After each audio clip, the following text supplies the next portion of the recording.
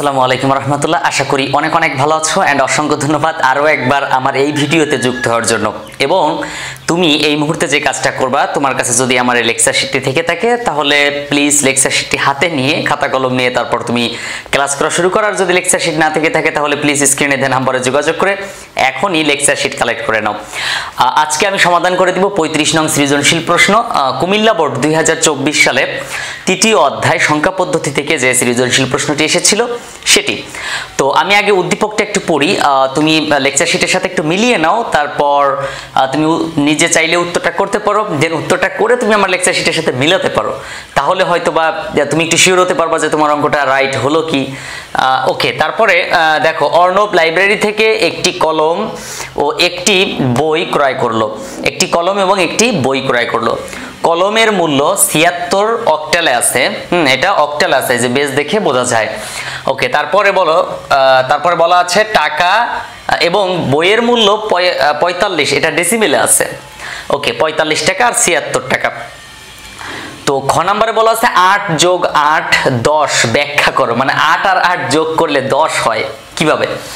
তারপর দেখো লেখা আছে গ নাম্বারে কলম ও বইয়ের মূল্যকে, আমি এটা যাচ্ছি না, আমি আগে খ নাম্বারটা সমাধান করি, তারপর গ এবং ঘ দুটোই সমাধান করে দিব। ওকে, তো খ নাম্বারে দেখো বলা আছে 8 যোগ 8 10 হয় কিভাবে। আসলে 8 আর 8 যোগ করলে কিন্তু 16 হয়। তুমি একটু খেয়াল করো, এই 16কে যদি তুমি হেক্সাতে নাও, কিভাবে দেখো, 16 হেক্সার বেস হচ্ছে কত, হেক্সার বেস কিন্তু 16। তাহলে আমরা এই 16কে 16 দ্বারা ভাগ করব। তাহলে 16কে 16 দ্বারা ভাগ করলে 16-র মধ্যে 16 কয়বার যায়, একবার যায়। তাহলে লিখবো 16 1 16, মিলে গেছে, এজন্য 0 বাদ দিব। তারপর 1কে আবার 16 দ্বারা ভাগ দিব।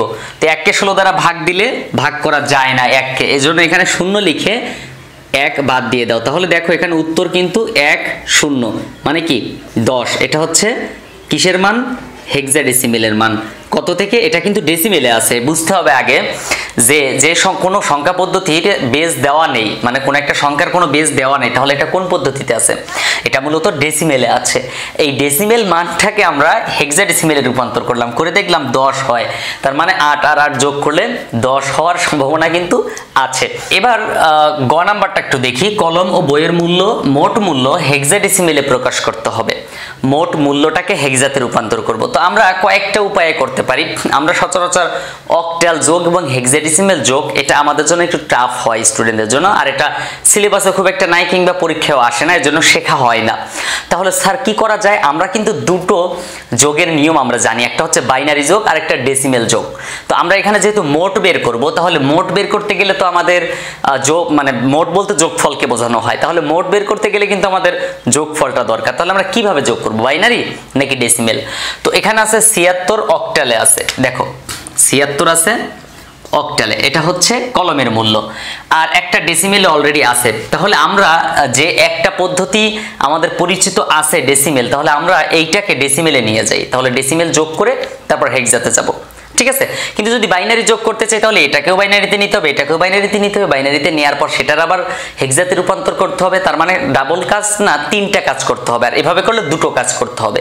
তাহলে দেখো আমরা এই অক্টাল সংখ্যাটাকে ডেসিমেলে রূপান্তর করব। প্রথমে 7-এর সাথে 8 গুণ করব যোগ, তারপর 6-এর সাথে 8 গুণ করব, তারপর পাওয়ার বসাবো। তো প্রথমে এই যে 0, তার আগেরটা কত 1, মানে পাওয়ারটা বসাতে হয়, প্রত্যেকটা সংখ্যাকে, প্রত্যেকটা মানকে বেস দ্বারা গুণ করতে হয়, করার পর পাওয়ার বসাতে হয়।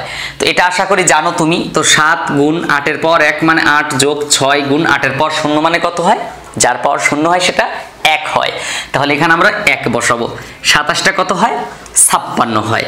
আচ্ছা, তারপরে 6 আর 1 গুণ করলে 6 1 6, তার মানে 56 আর 6 কত, 62। এখন আমাদের একটা মান ছিল 45 এবং একটা মান হচ্ছে কত, 62। এখন আমরা এই দুটোকে যোগ করে মোট বের করব।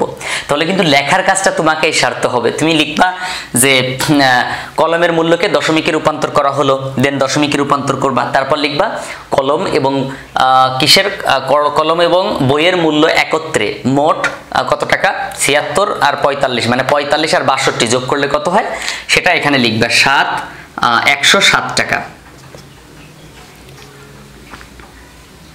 ওকে, 107 টাকা হয়। তো এই 107 টাকা হচ্ছে ডেসিমেল মান। এখন এটাকে আমরা হেক্সাতে রূপান্তর করব, কারণ ওরা বলছে যে কলম ও বইয়ের মোট মূল্য হেক্সাডেসিমেলে প্রকাশ করো। তাহলে হেক্সাতে নিতে গেলে হেক্সার বেস কত হয়? হেক্সার বেস কিন্তু এখানে 16 হবে না, সরি এখানে 10 হবে। হেক্সার বেস কিন্তু 16, তাহলে আমরা 16 দ্বারা ভাগ করব। তাহলে 16 দ্বারা যদি ভাগ করি, দেখো 107। তো এই 107কে যদি আমরা 16 দ্বারা ভাগ করি, 107কে যদি 16 দ্বারা ভাগ করি তাহলে কত হয়? 107 এর মধ্যে 16 যায় 6 বার। তো 6 বার যদি যায় তাহলে কত হবে?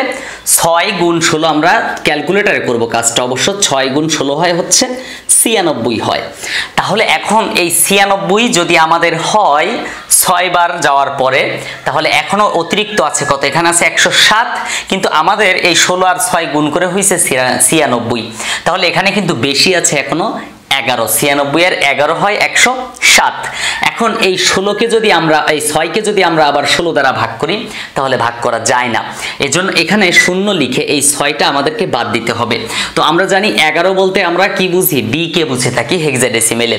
তার মানে উত্তর হচ্ছে 6B। উত্তর কি? 6B। অবশ্য লেকচার শিটের মধ্যে কিন্তু সাইটে ছোট করে উত্তর দেওয়া আছে, সো টেনশনের কিছু নাই। তুমি অ্যান্সার করবা, উত্তরটা ছোট করে মিলিয়ে দেখবা মিলে কিনা। না হলে নতুন করে অঙ্কটা দেখতে হবে, ভিডিওটা দেখতে হবে, তারপর মিলাতে হবে। ওকে, তাহলে এই হচ্ছে আমাদের গ নাম্বারের কাজ, কলম ও বইয়ের মোট মূল্য হেক্সাডেসিমেলে রূপান্তরের কাজটা। তাহলে আমরা কি করলাম? প্রথমে এই অক্টালটাকে ডেসিমেলে নিলাম, কারণ একটা ডেসিমেলে আছে অলরেডি। তো এই ডেসিমেলে নেওয়ার পর দুটোকে ডেসিমেলে নিয়ে তারপর সেই ডেসিমেল মানটাকে আবার 2 ডেসিমেল মানটাকে যোগ করে মোট মূল্য বের করলাম। মোট মূল্যকে আমরা আবার হেক্সাডেসিমেলে নিলাম 16 দ্বারা ভাগ করে। তো হেক্সাডেসিমেলের বেজ হচ্ছে 16, এই জন্য এই মানটাকে 16 দ্বারা ভাগ করলাম। 16 দ্বারা ভাগ করলে কত হয়? 107কে 16 দ্বারা ভাগ করলে 6 বার যায়, অর্থাৎ 16 আর 6 96 হয়। আর যদি আমি 7 বার নেই তাহলে হয় 108। তাহলে আমরা 7 বার নিতে পারলাম না, কারণ এখানে আছে 107 পর্যন্ত। তো 6 বার নিলে 6 16 হয় 100, শুধু 96। তাহলে আমরা 6 16 96 আর 107 এখানে বিয়োগ করে হয় 11, মানে অবশিষ্ট থাকে 11। আবার 6কে 16 দ্বারা ভাগ করার পর দেখলাম 6কে তো 16 দ্বারা ভাগ করা যায় না, তাহলে কি করতে হবে? শূন্য লিখতে হবে। লিখে তারপর এই যে 6টা আছে 6টা এখানে কি করতে হবে? বাদ দিয়ে দিতে হবে। এই হচ্ছে আমাদের কাজ। তো এখন আমরা সমাধান করব ঘ নাম্বারটা। ঘ নাম্বারে কিন্তু বলা আছে কলম ও বইয়ের মূল্য যোগের মাধ্যমে পার্থক্য নির্ণয় করতে হবে। এই অঙ্কটা খুবই ইম্পর্টেন্ট একটা অঙ্ক, কারণ এই অঙ্কগুলো কিন্তু বোর্ড পরীক্ষায় আসবে। আর এই যে পুরো অধ্যায়ের কাজ মূলত এটা, মানে এটা শেখার জন্য মূলত এত কাজ করতে হয়, কারণ এটা পরীক্ষায় আসে, এই জন্যই তো এটা করতে হয়। ওকে, তাহলে কলম ও বইয়ের মূল্যের পার্থক্য যোগের মাধ্যমে বের করতে গেলে কি করতে হবে? প্রথম কথা হচ্ছে দুটো মানকে ডেসিমেলে রূপান্তর করতে হবে। যদি ডেসিমেলে থাকে তাহলে তো আমাদের জন্য সহজ হলো, আর ডেসিমেলে না থাকলে ডেসিমেলে নিতে হবে। কিভাবে নিতে হবে? তাহলে ওই যে বেস দ্বারা গুণ করে পাওয়ার বসাতে হয়। তো আমরা এই 76কে আমরা লিখে দিব গ হতে পাই, গ হতে পাই কি পাই? কলম এর মূল্য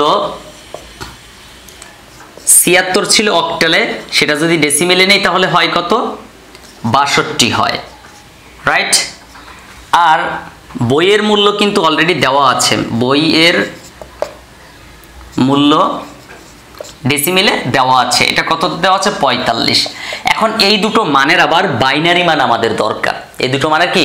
বাইনারি মান দরকার। এখন বাইনারি মান যদি বের করতে চাই তাহলে কি করতে হবে? দেখো, প্রথম কথা হচ্ছে এই যে মান 76 আর 62, যেটাকে বলে 76 অক্টালে, ডেসিমেলে 62, এই 62কে বাইনারিতে নিতে হবে। তো এভাবে আমরা নিতে পারি 6 এর মান 110, 7 এর মান 111, 3 বিট সম্পর্ক অক্টাল বাইনারি। এটা অক্টালে আছে, অক্টাল থেকে বাইনারিতে নিলাম। তাহলে এই যে এটা হচ্ছে একটা বাইনারি মান, এই বাইনারি মানটা আমরা এখানে লিখে রাখতে পারি, 3টা 1 1 1 0, এটা হচ্ছে বাইনারি মান। ওকে, এখন এইবার যেটা করব সেটা হচ্ছে এই 45-এর বাইনারি মানটা আমাদেরকে বের করতে হবে। কিভাবে বের করব? 45কে 2 দ্বারা ভাগ দিব। তাহলে তাই ভাগ 2 দ্বারা ভাগ দিলে 22 দুগুণ 44, 22 বার যায়, বেশি থাকে কত? 1, সেই 1 আমরা বাদ দিব। আবার 22কে 2 দ্বারা ভাগ দিব, 11 দুগুণ 22, মিশে গেছে, মিলে গেছে, এজন্য 0 বাদ দিব। তারপর 11কে 2 দ্বারা ভাগ দিব, 5 দুগুণ 10, মিলে নাই, 1 বেশি আছে, হওয়ার কথা ছিল 11, হয়েছে 10। আবার 5কে 2 দ্বারা ভাগ দিব, 4 দুগুণ 3 দুগুণ 6 হয় না, 2 দুগুণ 4, 2 বার যায়, 2 দুগুণ 4 বেশি আছে 1, আবার 2 কে 2 দ্বারা ভাগ দিলে 2 1 কে 2 মিলে গেছে, এজন্য 0। 1 কে তো 2 দ্বারা ভাগ দেওয়া যায় না, 0 লিখে একটা বাদ দিয়ে দেব। তুমি চাইলে একটা ক্যালকুলেটর বের করে নিয়ে তারপরে তুমি মানটা বসাতে পারো, এখানে বলা নেই যে তোমাকে বের করে দিতে হবে, তুমি চাইলে বের করে দিতে পারো। ওকে, তারপর দেখো এই মানটা আমরা এখানে লিখব 1 0 1 1 0 1, এটা হচ্ছে বাইনারি মান। কতর? 45 এর বাইনারি মান 1 0 1 1 0 1। ওকে, এখন যে কাজটা করতে হবে খুবই ইম্পর্টেন্ট একটা কাজ, কাজটা কি? সেটা হচ্ছে এই 62 আর 45-এর যদি আমরা পার্থক্য বের করি তাহলে কেমন হয় দেখো তো, 62 মাইনাস 45, ব্যাপারটা এরকম না? তাহলে মাইনাস চিহ্নটা কার আগে যাচ্ছে? 45-এর আগে যাচ্ছে। যার আগে মাইনাস চিহ্ন যাবে তাকে আমরা 7টা বানাবো এবং 1-এর পরিপূরক 2-এর পরিপূরক করব। তাহলে এই মানটাকে আমরা 7টা বানাবো এখন। তাহলে এখানে 7টা বানাই, 1 0 1 1 0 1। আগে দেখি এখানে কয়টা আছে, 1 2 3 4 5 6 7টা আছে, সামনে একটা 0 দিয়ে 7টা বানিয়ে নিলাম। এবার প্রথমে এটার 1-এর পরিপূরক করতে হবে। কিভাবে? 1-এর বিপরীত, মানে 1-এর বিপরীত 0, 0-এর বিপরীত 1, 1-এর বিপরীত 0, 1-এর বিপরীত 0, 0-এর বিপরীত 1, 1-এর বিপরীত 0, 0-এর বিপরীত 1। এবার এর সাথে 1 যোগ করব। তাহলে 0 আর 1 যোগ করলে 1 1, যা আছে তাই 0 0 1 0 1। ব্যাপারটা একটু ক্লিয়ার হও। আমরা মূলত এখানে এটা হচ্ছে 1-এর পরিপূরক। এটা কি? 1-এর পরিপূরক। এই 1-এর পরিপূরক, এর সাথে আমরা 1 যোগ করছি। আমরা কিন্তু উপরের লাইনের সাথে যোগ করিনি, আমরা যোগ করছি জাস্ট এই 1-এর পরিপূরক এই লাইনটার সাথে আমরা যোগ করছি 1। যোগ করার পরে এখন যেটা হয়েছে সেটা হচ্ছে 2-এর পরিপূরক। তো এখন যে কাজটা করব দেখো, 2-এর পরিপূরক বের করে নিলাম।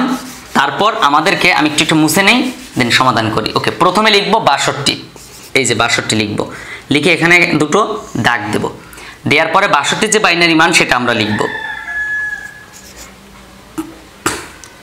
1 1 1 1 1 0। 1টা 2টা 3টা 4টা 5টা 6টা 7টা, একটা 0 দিয়ে 7টা বানিয়ে নিলাম, মনে থাকবে? ওকে, তারপর 45 লিখবো এখানে। লেখার পর 45-এর যে মান সেটা আমরা এখানে লিখে দেব। তো 45-এর মান কত?